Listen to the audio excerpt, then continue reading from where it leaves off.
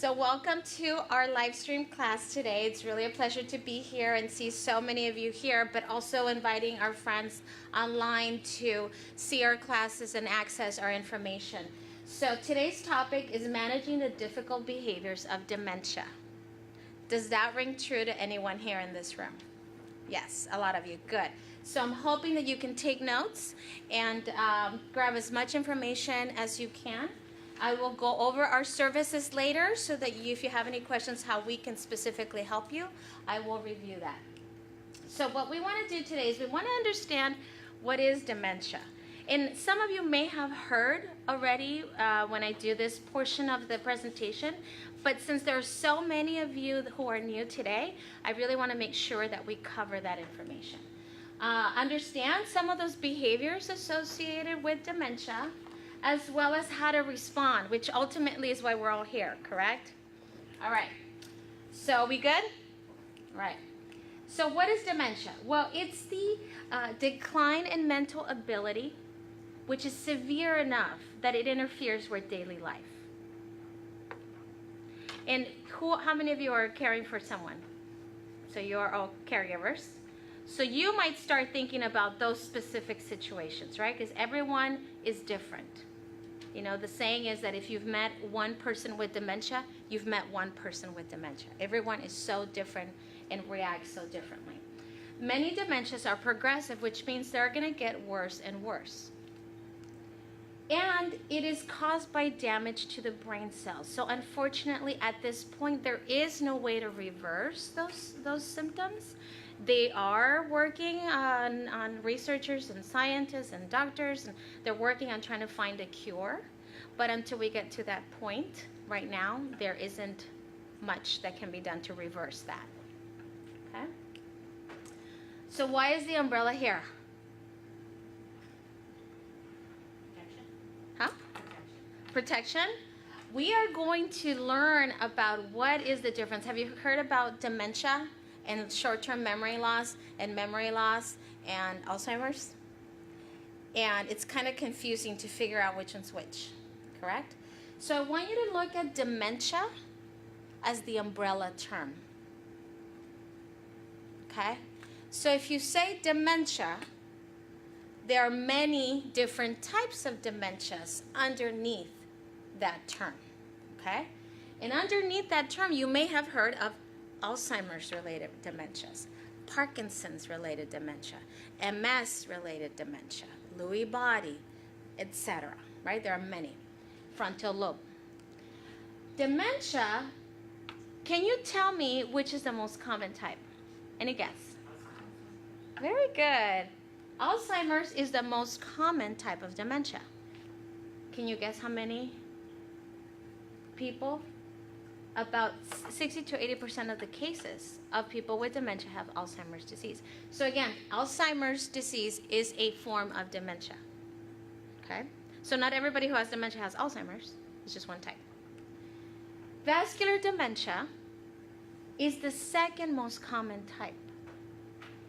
So if you are caring for someone who has had perhaps stroke or issues with hypertension, high blood pressure, and it gets to a very debilitating condition, then that might lead to dementia. Okay? And this is one of the reasons why we tell people, you know, a healthy lifestyle can maybe help. Not that it's going to prevent getting dementia, but it can help you with adequate nutrition, proper circulation of the blood, etc. Okay, so some symptoms. Can you just think of a few? Memory loss. Memory loss is the biggest one, right? What else? Anger. Communication and language difficulties.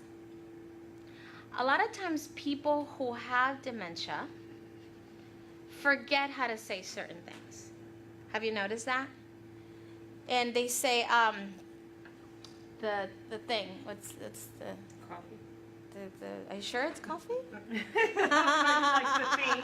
The thing, right? And they might forget the word. Or they might use another word to say cup instead of, they might say fork. And sometimes you as a caregiver could think, that's weird. What's going on there? Inability to focus and pay attention. I know you are all paying attention and, avidly taking notes, but sometimes a person can just really get distracted, right? To a point that it becomes a problem. Poor reasoning and judgment. How hot is it outside? Hot. How are you going to dress to go outside? Cool. Like how? Little as possible. Lighter clothes. Little clothes as possible. What else? She's going to wear her bathing suit outside. Are you going to wear a jacket and gloves? No, because it's hot. People that have dementia might have difficulty figuring that out and might dress inappropriately for the weather.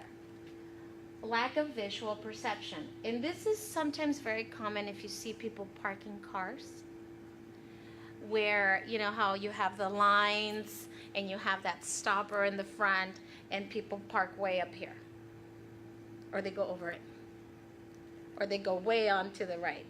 And I'm not talking about, I'm in a hurry and I just put my car in, but they just cannot figure out the end of the space, right? Now, I see a lot of, looks where like, does that mean I have dementia? Right? That's what you're thinking, right? Because this happens to all of us, doesn't it? Right? You forget the day. Oh, today's Wednesday, we have that class. Oh, give me the what's the name of the book? I can't remember the name of the book, right? I can't find my wallet. How many of you have lost your wallets? Keys, right? You're not human if you haven't lost your keys, right? In making bad choices, that kind of thing. It's really the ability to make these judgments without being able to fix it or even retrace your steps, right? What happens when you lose your keys? Retrace your steps. What do you start doing? Start looking for them. And then what? You find them. Or you might ask, have you seen my keys? They're in that little, keychain. And I went to the store. I came back. I put them on the counter. Kitchen. They're in the kitchen. Right? It might take you a while, but you figure it out. Sometimes people with dementia cannot figure it out. Has anybody had that experience? Do you want to share? The keys? Yourself? Your mom. And what happened when she lost the key? She's always misplacing it.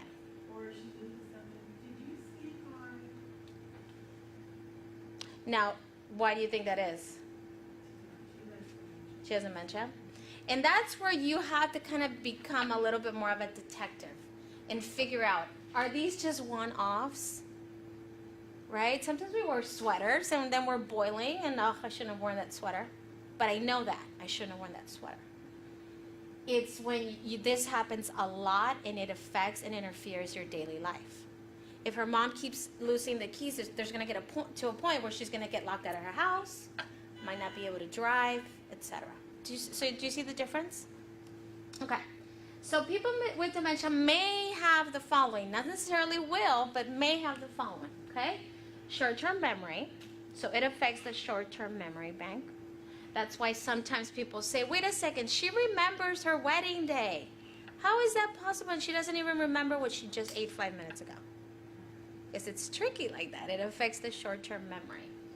Keeping track of purse or wallet. We talked about that. Paying the bills.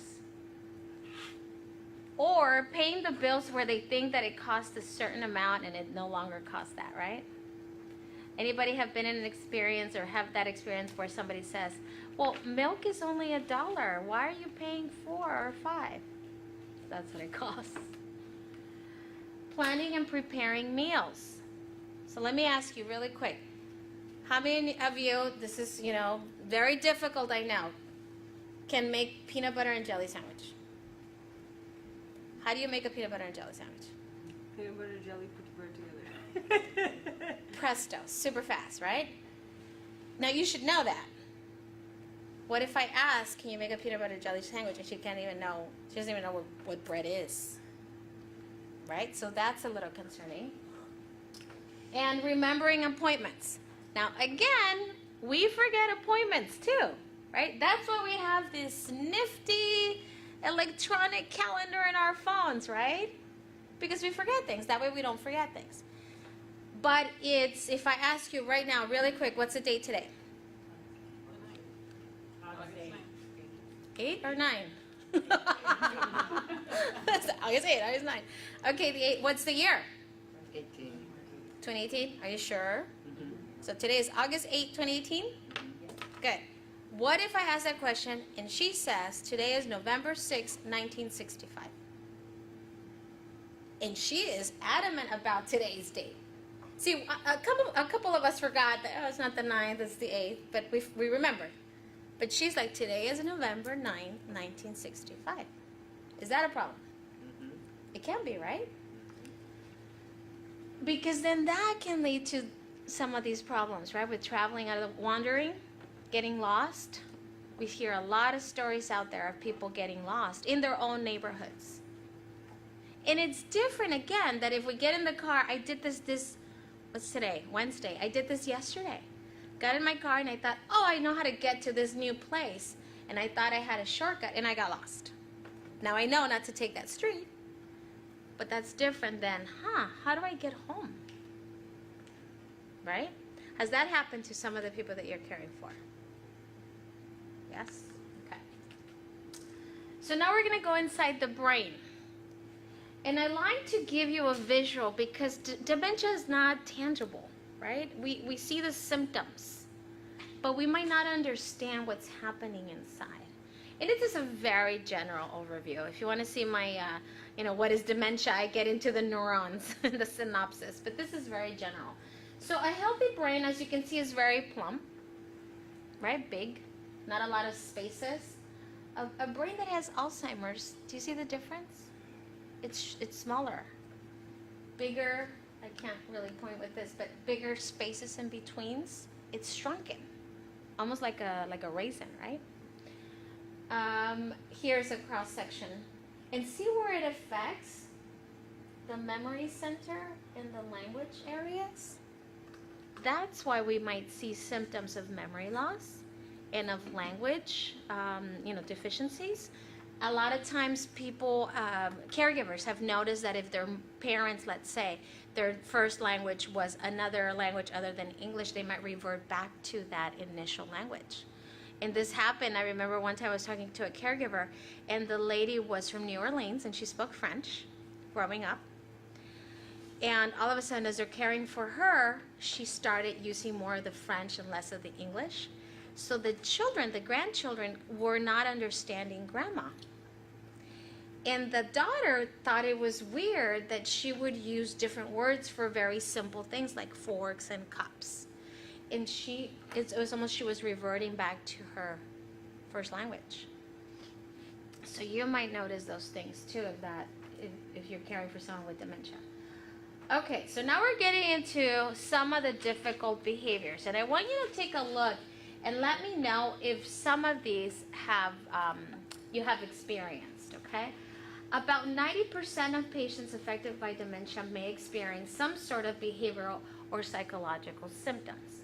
Not everybody's going to have all of these, but these are some of those behaviors that they might experience. And it might also be, even within, might be more intense or less intense, okay? Now, depression is not a normal part of aging.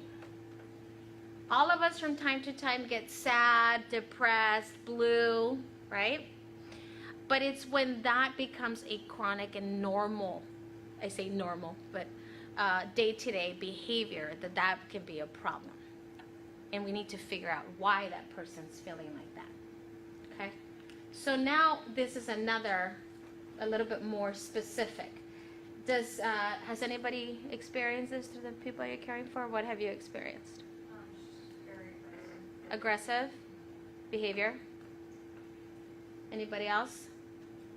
She also has the hallucinations and delusions. Okay, hallucinations and delusions, all right. And pacing. So for some of you, a lot of these are true. For some others might not be as many. Yeah. So I'm showing you this so you don't think that it's the person doing this to you, but it's the disease. And this is how it might manifest itself. Okay? And I know that's hard to separate because as caregivers, you know, we're vested, right? We really put ourselves into the care of that person. And then that person becomes very aggressive and it's like, what are you doing, Mom? I'm caring for you. I'm your daughter. But it's not her doing that to you. And I think that's part of the first steps in accepting that it's the disease. So not to take it personally, because then it becomes very difficult to manage. Okay? So I want to tell you that as we move forward in some of the, yes? What is pressured speech?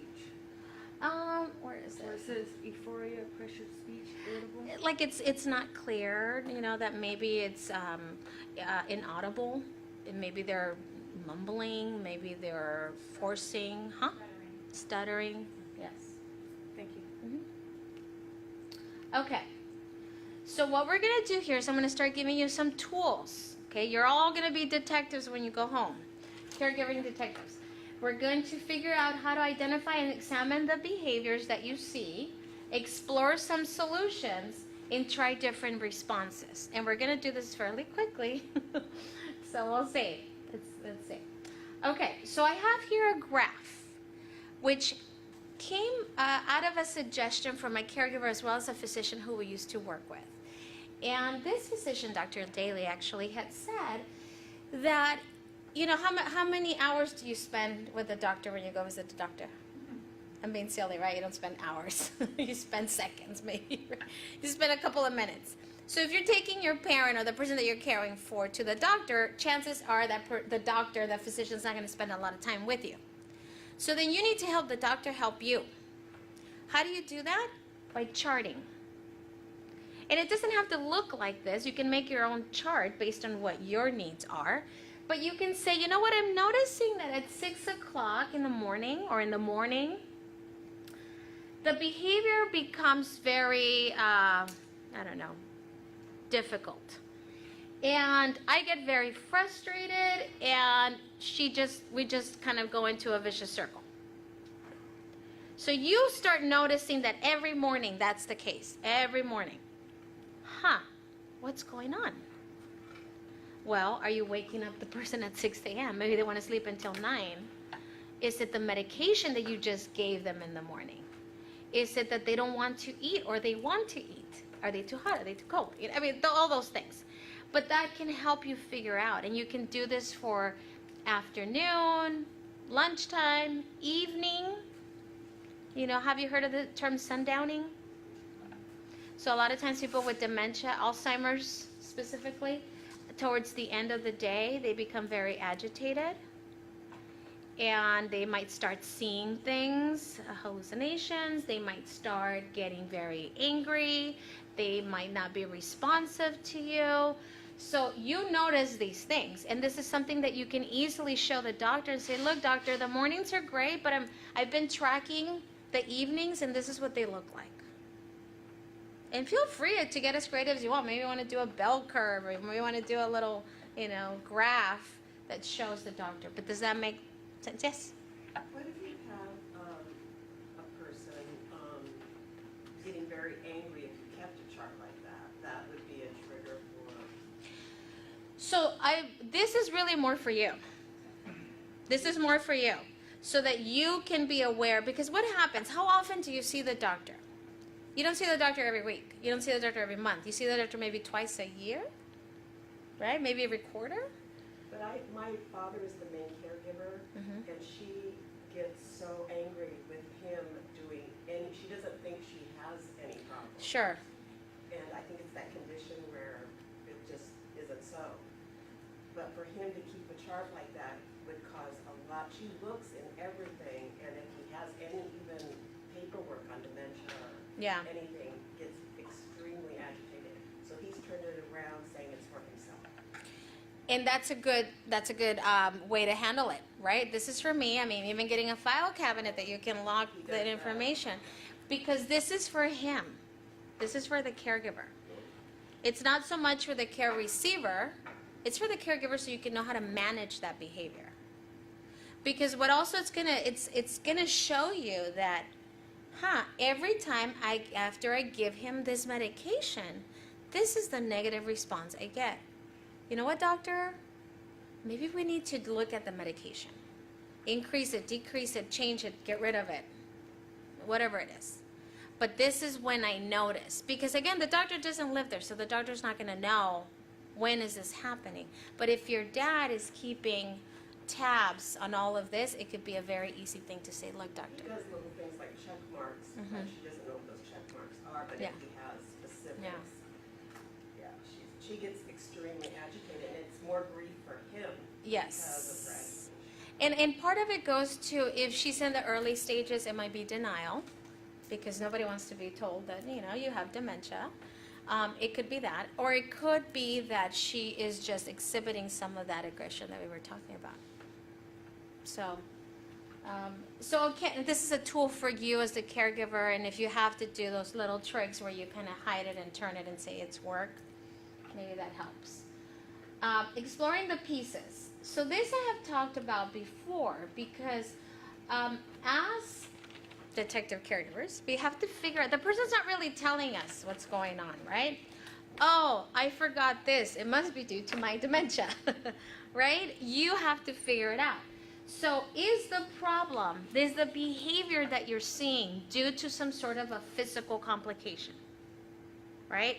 They have a balance issue. Is that why they keep falling?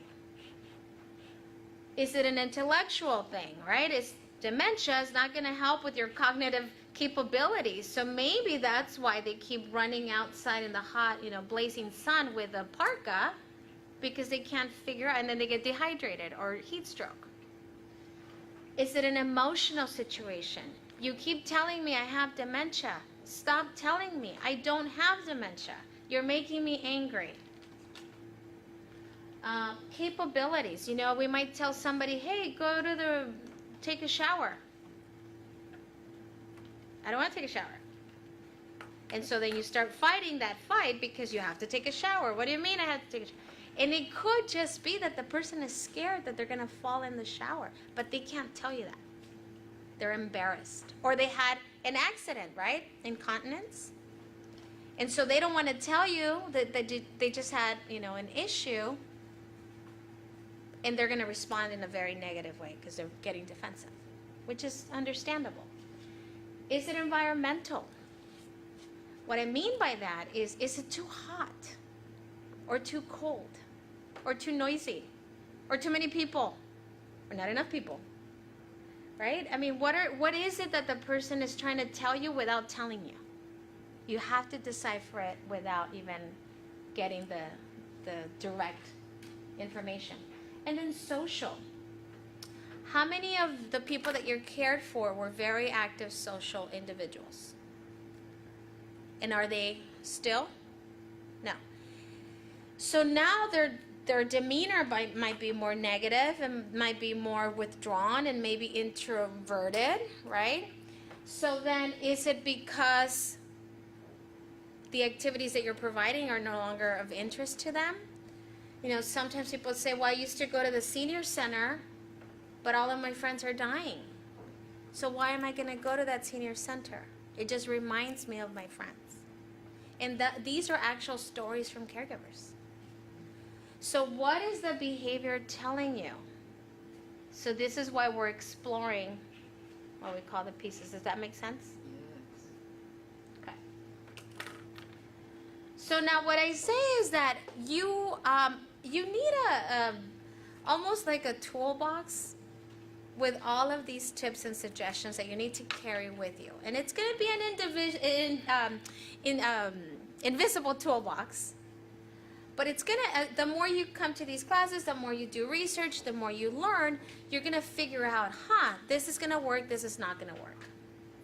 Right? So the suggestion for your dad, from your dad, that he turns it around and covers it up and say it's work, that's a great suggestion. Maybe somebody else can use that. So that when they're in that situation, oh, don't worry, Mom, it's my work. I gotta do work. On a calendar, you can put it on your phone. Yeah. So try different responses, because ultimately, if your goal is to feed the person, right? It's dinner time. You gotta eat. That's my goal. But the person you're caring for might not be receptive to the fact that it's time to eat. So what do you do there? Let me ask you, what do you do there? Give them choices. Huh? Ask them to help. Or put it away for the option of when they're ready to eat. Put it away from the option to when they're ready to eat. So those are 3 different suggestions, right? That you might use and put them in your toolbox in case you're in that situation again. And we'll explore a little bit more of this. So keep the goal in mind. What will your new response be? Am I going to use her suggestion, or her suggestion? And figure out if the response was what you wanted, right? If you save that plate of food for an hour later when they're hungry and it worked, then you might do that again tomorrow, right? That's great. But chances are there's a possibility that it's not going to work. So what am I going to do there? Okay, so I tried this. It didn't work. I might try the options. Hey, here's soup and a salad. Which one do you want? Not soup, salad, spaghetti, meat, all kinds of stuff, because then what's going to happen? Too many choices, right? So you limit it. So you see what we're doing? Okay. Now, I put this here because I know it sometimes can be very frustrating, but what worked today might not work tomorrow, but it could work next week, right? So I could keep trying her suggestion, and it's not working this week, but I might try it again next week. And you know what? Now it works every day, but her suggestion doesn't work every day. So you just have to, again, your toolbox, okay? Just get out the tools that work for you based on your situation. Okay. And I put that in red because sometimes it can be very frustrating. Okay, so what I want to do now is I really want to get into some of the behaviors that are very common, that a lot of caregivers show frustration with. And I want you to feel safe to discuss what has worked for you, what hasn't worked for you, and kind of turn it into like a little support group, if you will, to help each other, to see what else. You're going to start getting those tools and putting them in your toolbox. Okay? So communication. Now she said because does that make sense that you're not going to have conversations at Starbucks? Why not? Too much going on. I am starting to get to a point where it's so difficult to even have meetings there because it's noisy. There's too much traffic. It smells, there's just so many things that could be destroyed. They burn the coffee and then my hair smells like burnt coffee. Use simple short sentences. Are you hungry? Would you like some water? Right? Monitor your voice tone. Are you hungry again? What do you think the reaction is going to be? Whoa, not anymore, right? So I'm okay. I'm all of a sudden I'm not hungry. So check yourself, right? Monitor your voice. Use gestures and not the bad gestures, okay? I'm not talking about those. I'm talking about use them to help you. Are you hungry? Come here. Stop. Those are very simple gestures that sometimes you need to aid you with the conversations that you're having. Speak with dignity. Just because the person has memory impairment or is hard of hearing doesn't mean that you need to disrespect them. I think of you being in that situation. I wouldn't want somebody to treat me in a negative way just because I can't figure out what's going on and it's out of my control. Or talk baby talk. Or talk baby talk, right? I've seen that a lot. And yes, so speaker dipping. Refrain from discussing topics or difficult topics in the right. It makes sense, but sometimes I see caregivers say, well, we have to do something about the leaky roof, Mom, because it is just terrible, and the whole house is gonna flood, and now the person's like, oh, my house is gonna tumble down on me, and now and what am I gonna do? And now they're scared. It's unnecessary. If you're the caregiver and you're in charge or you're fixing things, just do that without necessarily discussing. You can tell the person, we're working on making your house safer, Mom. Okay? Yes. Question. Let's say that I just moved my mother from New York City. Okay. She's been living with me for 6 months. She has severe dementia. And she's constantly saying that her sister is dying, she's in the hospital. And I keep telling her that her sister is not dying, her sister is not in the hospital. And she gets Upset. upset, which then makes me upset. Can we hold that one? Because we will talk about that later. It's a very good point. So I just want to come back to it if we can. Okay? So wandering. Anybody experience the challenges of caring for someone that wanders? Some of you? Okay. This is a really big problem, especially in our community, because when people wander and they get lost, things can happen, right? So there is an effort to really educate law enforcement, first responders, businesses, to make sure that if they see a person who might not have a wallet and is trying to get home, that they're not necessarily stealing, they might just don't know how to get home, and so they're trying to call somebody, or they're trying to get on a bus but they don't have money and they can't verbalize and articulate, I'm lost. So this is a very, very much an issue. So before we even get there, what are some things that you can do in your home as a caregiver? Change the door locks if it's possible, or install a door bolt that's high enough that that person cannot reach it. Okay? You can disguise the front door. There are very creative ways that you can do that. You can put a curtain that covers the front door.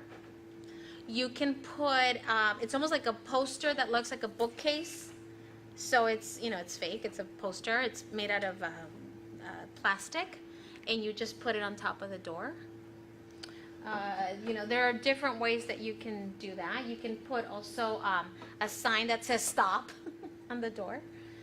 Child-safe locks are great for stoves, for doors, right? You need to be able to know how to turn it. ID bracelets. Maybe that could be a gift that you give that person, and you register that person. So if they do get lost and somebody sees that bracelet, they can call the number that's there. There are a lot of programs that you can research online to find those. Telling your neighbors, hey, Mom has memory issues. She might wander, and I'm really concerned about that, but I'm not always here. So if you see that, can you just let me know? Here's my number. And then that way you have other eyes. Sometimes exercising with the person or the person helps you with that restlessness. Sometimes people feel like, well, I just want to go to the store. Not so much that they want to go to the store, but they want to get out of the house. So then go on outings, do exercise, have somebody pick up that person and go for a walk around the neighborhood. Okay? Anything else? What else do you have that we can add to the toolbox? Now, it's not going to help that you tell the person who has dementia or Alzheimer's, don't open the door.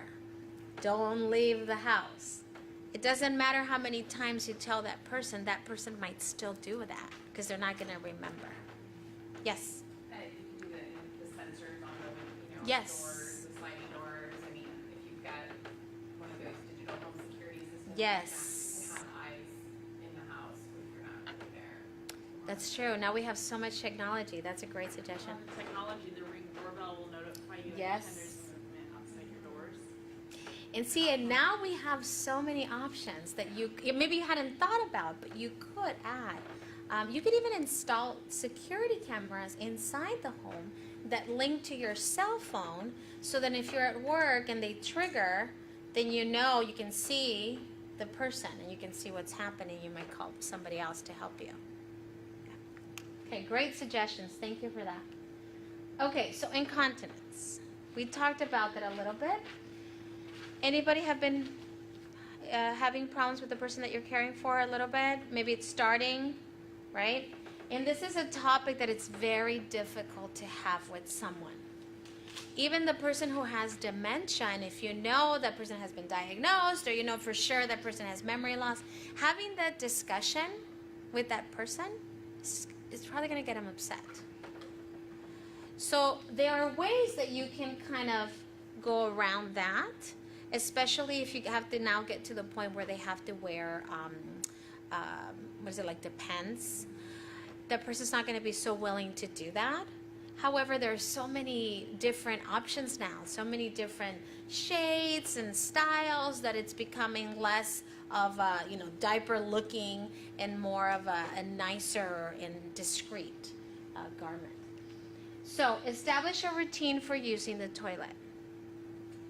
How many of you have little kids, have had little kids?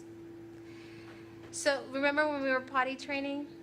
You kind of had to ask almost every 2 hours, hey, do you want to go to the restroom? Is it time to go to the restroom? Until it becomes a routine. So this is kind of what you're doing now. You're establishing a routine, especially after drinking water or before going to sleep. If you haven't already, avoid giving that person coffee, tea, sodas, etc. Anything that might be a diuretic, because you're just going to have accidents. And if you do, then limit the amount or limit the intake. Limit fluid at bedtime. I mean, that goes without saying, but sometimes maybe the routine can be, hey, before you go to sleep, let's go to the bathroom. We're all going to make it a trip. You could also get a commode for the bedroom, and you can put it right next to the bed. And I know a lot of times that solves the problem, because the person, as soon as they kind of turn from the bed, they see it and they know what it is, and they just use it. You can get that from many different supply stores, and I believe that insurance covers that as well. So just look into that. Incontinence pads, right, for the night. So you can get that. And also, if there's a way that you can delineate a path to the bathroom with lights, with signs, with reflective tape, some way that maybe you kind of push furniture aside at night so that it's an easy way to get to the bathroom, that would be very, very good. What else? What else do you suggest? Now, notice that we're not fixing the incontinence problem. We're managing that behavior, okay? And these are some tools. Anything else? Now, if there are some, I'm sorry. I just thought I'd share a tip that I learned. Okay. My husband who has incontinence. He also has the dementia and prostate cancer. He used the Depend briefs easily before the dementia was too serious a problem. And then as his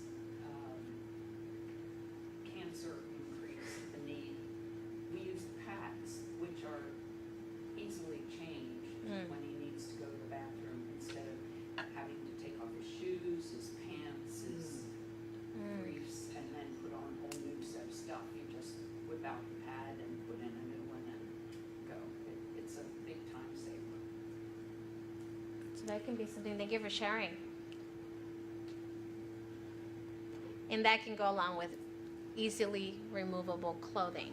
So instead of things that have a lot of zippers and a lot of snaps, maybe sweats, maybe dresses, just something that is easy for the person to maneuver without having to get assistance.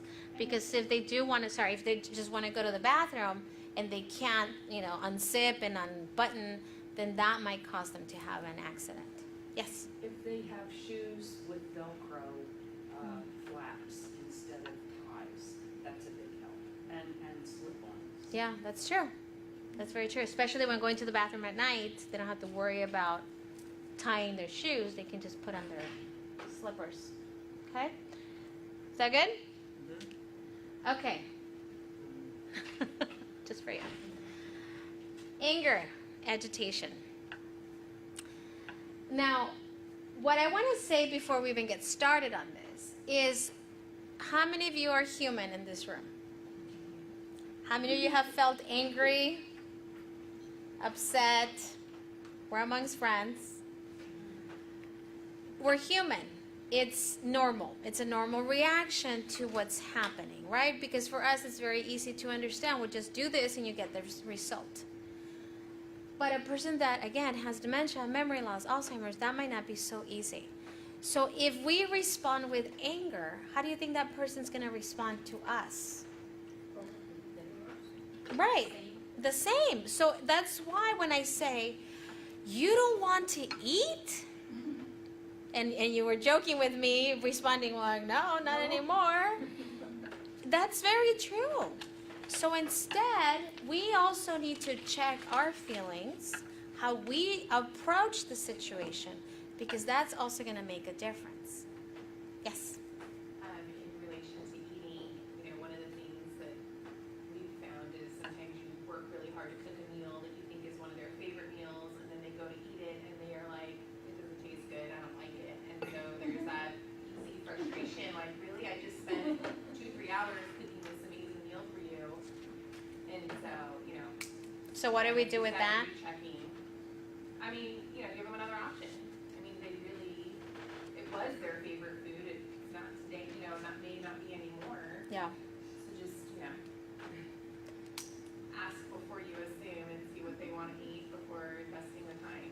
Absolutely. And sometimes the way it appears changes their mind. Because, so I haven't told you, but I used to care for my great aunt who had dementia.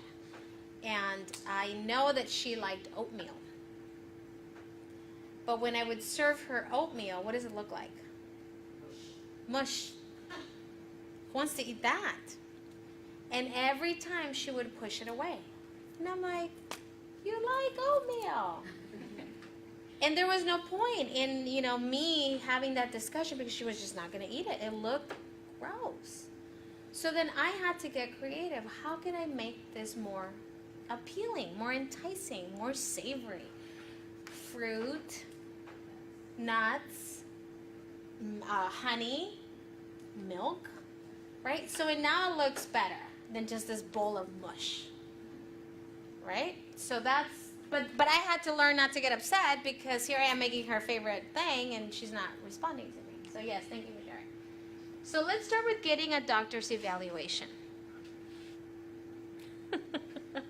Easier said than done, right? Because if the problem is dementia, then you have eliminated other possibilities and now you can focus on this.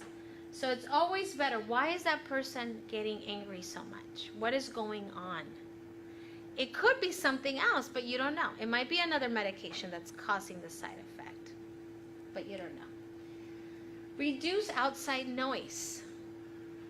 Right? Sometimes you just get so upset that it's so noisy. I can't understand what's happening. But I can't pinpoint it. Reduce the clutter. I don't know about you, but if I come to my house and it's cluttered, I just right? So it's better to be, well, maybe we need to get rid of some of these things or store them or whatever it is. Clean them up. Keep familiar office objects in space, in that space that you are talking about. A gentle touch goes a long way. And I really want to put emphasis on the gentle because we're dealing with anger and agitation. So maybe just a simple, I'm here, Mom. I'm here. You don't even have to solve the problem. Just a touch goes a long way. It's soothing. Along with some music, or maybe some what is it called? White noise. Limiting choices, right? Sometimes it gets too much. It becomes too burdensome to have 50 choices. Today we're going to go to the market, and then we're going to go to the doctor's, and then we're going to pick up Susie, and then we're going to go to the dry clean, and then we're going to get your favorite ice cream. But first we have to do this, this, and this. Whew. I'm angry already. I just want my ice cream, right? Along with that is some repetitive speech and actions that we might see. Especially when they keep asking you the same question over and over and over and over. So I'm kind of going into what you were talking about, okay? That the person might start saying, I haven't eaten. Yeah, you already ate. No, I haven't. Yes, you did. No, I haven't. Yes, you did.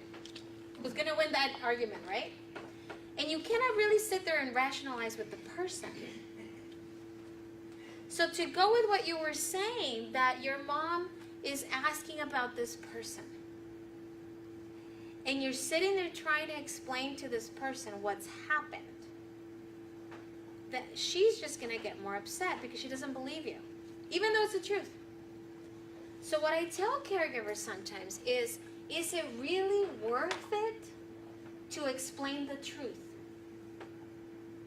I know you are honest people. I know you are very caring people. You are very noble people, and we commend you for being the wonderful caregivers that you are.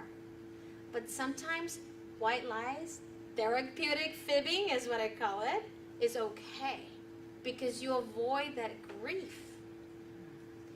What's happening sometimes is that person might be really missing that individual who is no longer alive. So what's happened sometimes with caregivers, they say, well, you know, mom keeps asking for dad. And dad's no longer here.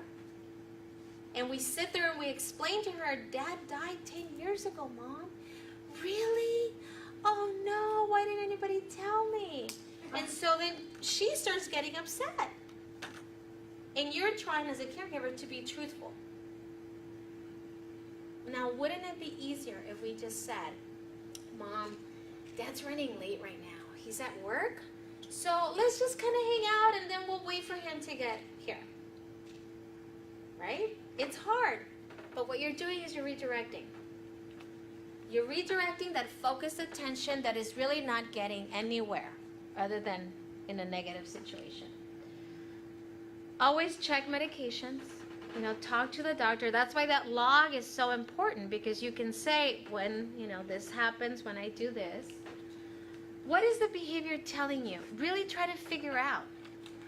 It's not so much that the person might not believe you that so-and-so is no longer here, but they might just be missing that person and they don't know how to explain it.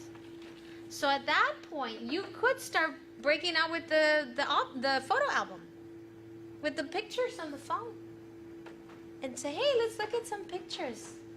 Oh, remember when Dad used to take us here? Remember when we used to do this with Mom? And then that's a way to remember the good times. Putting signs, dinner at 6. Here's the clock. So you don't ask the same question over and over. When is dinner? When is dinner, right? Talk with the doctor about these things, especially a neurologist, right? You might have to get a referral, but a neurologist is going to help you. Okay. Does that make sense? Any other suggestions? Okay. So we're going to go with paranoia.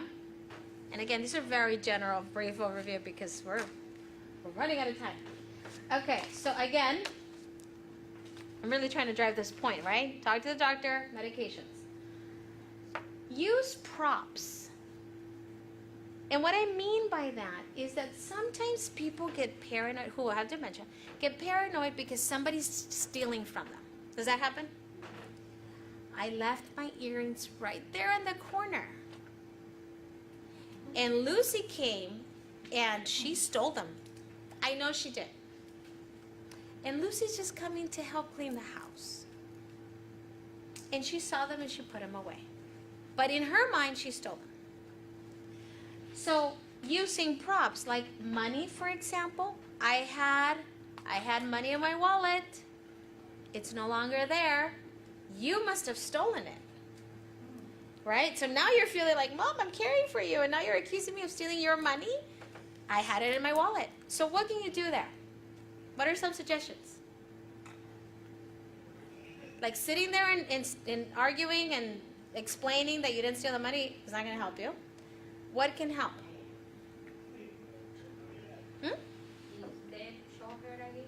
Show her again that you didn't steal it, empty your pockets. The money, if she left in another package, show her, this is your pants, for example, it's here. It's in your pants. Yeah, and she can check, it's there.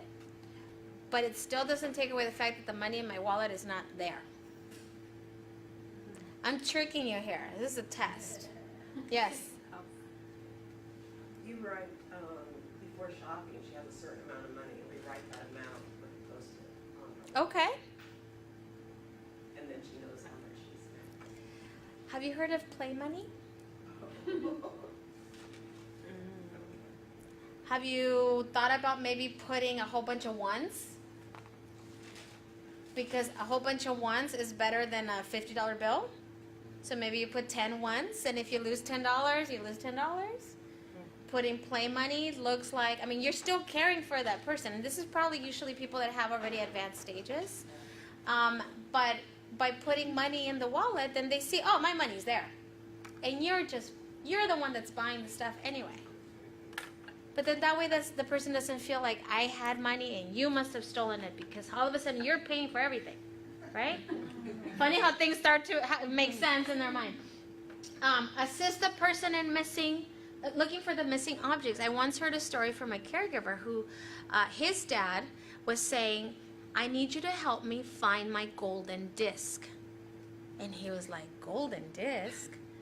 Yes, my golden disc. Okay. So they searched the house and searched the house. And there was no golden disc.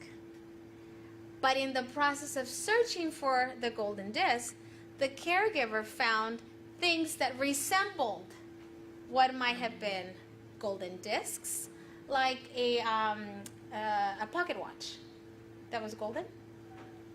So then later on, the son said, I think I found the golden disc. And then everything was fine. But he couldn't say it was my pocket watch. And then the person feels like you're helping. So you might want to talk with others. Hey, if so-and-so accuses us of stealing, or don't take it personally, this is what's happening. Okay? And again, gentle touch. It's okay. Let me help you. Okay? So I don't think we're going to have a lot of time to go into the next one, but this is what I'm going to do. I have a handout here. And if my colleagues can help me pass this out, you have a lot more more ideas here that you can utilize. What I'm going to do is that was a live slide anyway. What I'm going to do is I'm going to tell you really briefly about our services so that you get connected to us before you leave, okay? We're a nonprofit organization. We have been around for 30 years, focusing specifically on the family caregiver. So all of you is who we work for, okay? All of our services are free, and we serve all of San Diego County, okay? If your parents or the people that you are caring for live in Florida, that's okay. You live here. We'll help you. What qualifies you is caring for someone over 60 who needs assistance with at least 2 activities of daily living, like bathing, cooking, driving, or over 18 who has a cognitive impairment like dementia and memory loss. So it looks like all of you, from what you've been telling me, qualify. What we have here is we connect you directly to our professional staff who are going to help you figure out what your best care plan is based on your situation, what your needs are, because your needs are different than her needs are different than her needs. And so you work with that person one-on-one, and now you have someone you can rely on as often as you want. No judgment. This is who we work with. We understand that it's frustrating.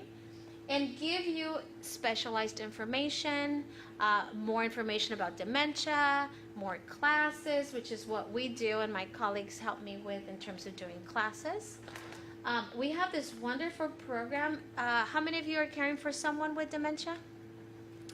Then you need to talk to my colleague here, because we have a program that's called Reach to Caregivers that focuses on, it's an evidence-based model that focuses on helping you deal with caring for someone with dementia. And it has a lot of understanding what's happening and also self-care, which we encourage all caregivers to incorporate as they are caring for others. If you become our client, which again, I already told you what qualifies to become a client, then you have access to respite services, which means that if you need to take a break, you want to come here, but you can't bring mom, we can help you care for the people that you're caring for while you are doing the things that you need to do or that you want to do. Okay? Legal and financial, sometimes caregivers have questions, and we're not lawyers, but we partner with legal firms that focus on elder law, and we can pay for your first consultation to answer your questions. So what I'm going to do is I'm going to leave this up, but make sure you take a brochure because it has all of our contact info, and talk to my colleagues here because they can help you answer those specific questions to get you the services that you need. Okay? Was that helpful? Yes, thank you. Yes, thank you. Next class, Oh, our next class, sorry, is next month. September 12th, Sandwich Generation, September 12th. Here. September 12th. And actually, we have a flyer, so Marisela can give you a flyer to get a list of all the classes. And how do you tie in online? So you go on our website, and you can click on our, our YouTube page, and you can just click on the links. So through our Facebook account, you can see, just go on our website, scrc.care or caregivercenter.org, and you can just click on, it's on our Facebook, and you literally just click on the video, and you can see it again. And you can see the previous videos as well. Do we get credit for coming or anything like that? We don't do CEUs or anything like that, yeah. When you sign up, so we're just coming to the class yourself? Yes, yes, yes. So thank you very much. I hope this was helpful. We'll see you next time.